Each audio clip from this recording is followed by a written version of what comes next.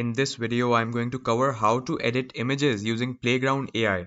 You can start editing images like a pro without the use of Photoshop and other editing softwares. So to start editing, visit the website playgroundai.com and then click on Create. There are mainly two ways to edit images. One is the board editor, and this is a new add-on that has just been released. It is known as Canvas Editor. If you know what Canvas Editor is, it is similar to Leonardo AI's Canvas Editor. This is something we are going to cover in this video as well. I've made a separate video on the Canvas Editor of playground.ai. The link to that video is in the description. First, I will give you an overview of the interface. Here are some of the filters of the images that you want to generate. This is the place where you write the prompt to generate a particular image. Exclude from image. If you don't want some details in the image, it is like negative prompts. Just click on this and you can write the negative prompts of whatever you don't want in the image. Down here, there is image to image. Upload or draw an image to use as inspiration. So we'll be covering this feature as well. Then right here is the generate button. So just put in your prompt and click on generate. Then there is import option. Here is the selection of the model. It mainly uses two models, Stable Diffusion 1.5, Stable Diffusion 2.1, DAL E2. So you can experiment with different models so that you get different results as well. So to import an image, just click on import image to edit. I'm going to import this image in order to edit it. There are many ways of editing an image. So now we can try changing the color of the hair and add some beard to this image. Click on add mask. Now just mask out the area where the particular feature is that you want to change. The mask does not have to be that precise, but it also does not have to be random, You need to be a bit precise in masking. So I wrote turn hair color to brown and then let's click on generate. And this is the result that was generated.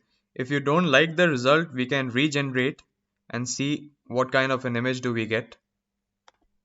You can also play around with the edit instruction strength. What it essentially is that whatever prompt you have put in, the effectiveness of that prompt will be decided by this tab right here, quality and detail. So if you increase the quality and detail, the image will take that much more time to get generated. But if you are patient enough, so you can try out this option as well. So I think the image is looking pretty decent. Now I want to add some beard on top of this image. So if you want to start editing with this image, just click on edit this image and the previous image will be replaced by the new image. Now let's mask out the part where we want to add beard.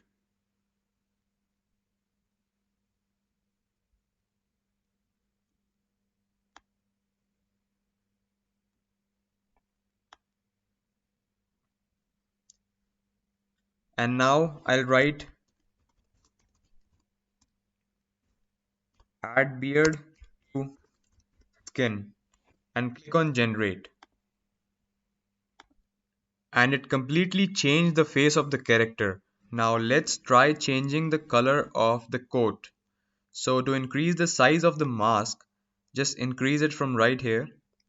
And then we are going to mask out this black coat and turn the black coat into brown. This tool is good for people who want to get into image editing but do not want to learn complex softwares like Photoshop, because previously this was only possible in Photoshop and now pretty much anyone can start editing images like a professional. So just write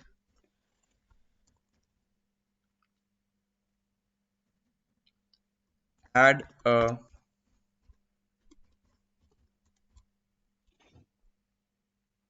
brown coat and then click on generate. I changed my prompt to turn the color of the code to dark brown because I didn't like the result. I also added the edit instruction strength. So you need to play around with these instructions in order to get the result that you want. So I'm liking the image, so I'm going to click edit this image.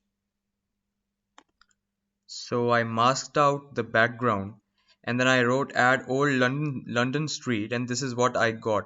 But I'm not very happy with it, so I'm going to regenerate the image. So I added a couple of more keywords and let's try generating it again.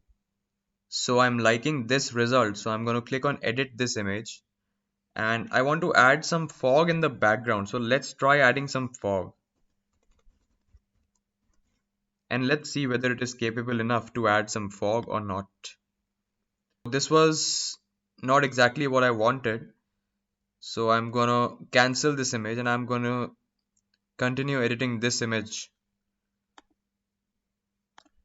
So this is the final image and it looks pretty nice. This is the next image that we are going to edit. So I'm going to mask out the whole image, mainly the wall area, and then write add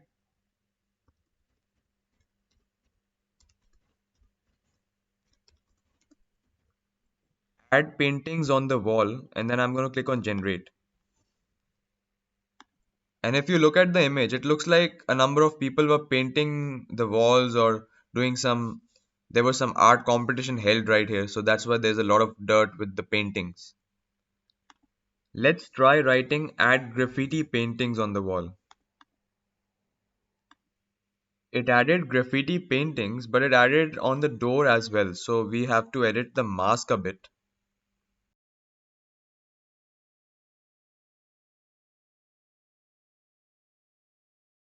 And this looks a bit better because it is on the walls only. Now let's try something else. Let's click edit this image and let's mask out the door.